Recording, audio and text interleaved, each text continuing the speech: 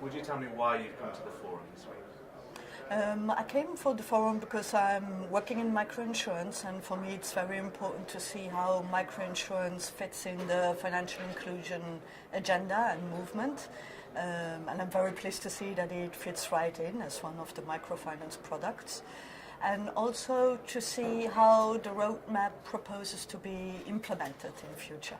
Because I saw the roadmap already before and I was keen to hear more about the action points. Lovely. Would you tell me a bit about that relationship between microfinance and financial inclusion? If this is something you've maybe been working for a while, how do they relate, and are things changing because of the relationship? I do think microfinance and financial inclusion have a lot of kind of similarities, and I worked in microfinance before I moved into microinsurance.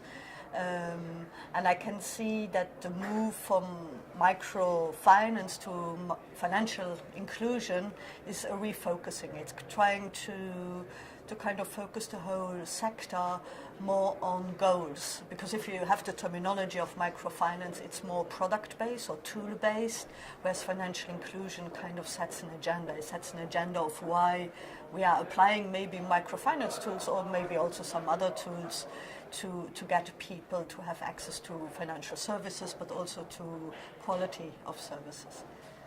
And do you think that slightly broader definition helps to get all the various groups that are here today involved? I definitely think so, because if you think microfinance, you have in mind a product or a couple of products, you have in mind specific players, whereas financial inclusion involves a whole new policy level, which is more explicit than it would have been in microfinance. Lovely. So tell me about the practical. We've got this 2020 goal. If that's achieved, what will be different? What will the impact be? Well, I think the impact, and definitely why I think this is a good movement, would be that we might close the gap between rich and poor. We make sure that the bottom 40% of income earners are included in growth, which we see currently in all regions, different levels of course. So I do think it's very important, not only as inclusive finance, but including the bottom of the pyramid in growth, financial growth, access to resources, and I do hope by 2020 that we have brought everyone on board and closed the gap a bit. Lovely. So I guess everybody here is working towards a common goal in a way, but maybe in different ways and for different reasons. What would you say is going to be a key challenge, and what is it important that nobody forgets, even if they're working in different ways? I do think the key challenge will be that all the different stakeholders need to have a very defined role and work in parallel. And I think that needs to be set very clearly, very early, as otherwise we kind of work on several tracks, and or if the roles are not clear, of course, it's very difficult to have effective action points.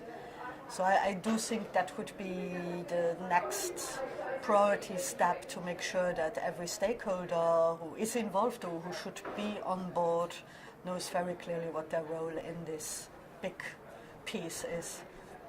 And what would you say your role is going forward then? Like how do you plan to continue this as a collaboration? I think coming from a microinsurance perspective, of course, my role would be, and I work for a network, so we have loads of different stakeholders on board, would also work through with them how microinsurance as a risk management tool can contribute to this agenda, and also to refocus our members' activities in that perspective. I guess in the past there have been mistakes made with microfinance in India, for instance. So how much can those be learned from, and how much is a forum like this a good space to share kind of lessons so that going forward people do things in the right way? Again, looking at microfinance, and I see most of the mistakes being made were in roles not being clear, governments intervening, or maybe microfinance institution overstepping their mandate.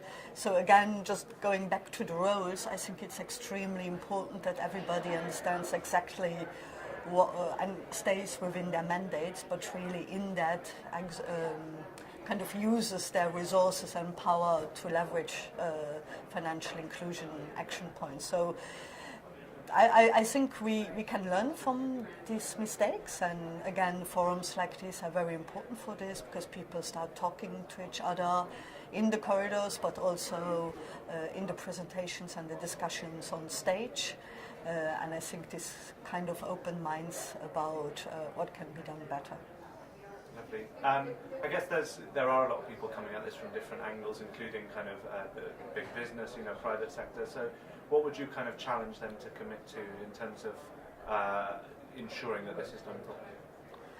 I think it's probably they have to commit to a longer term view.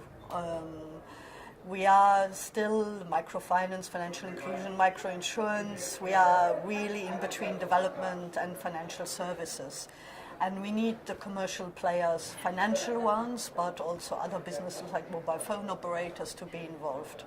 And I think in their commitment, we need them to understand that timelines might be a bit longer than they would be in the traditional business world, so that expected results might not come up in 2 years or 3 years, but might take 5 years or 10 years, where we can really show impact of activities.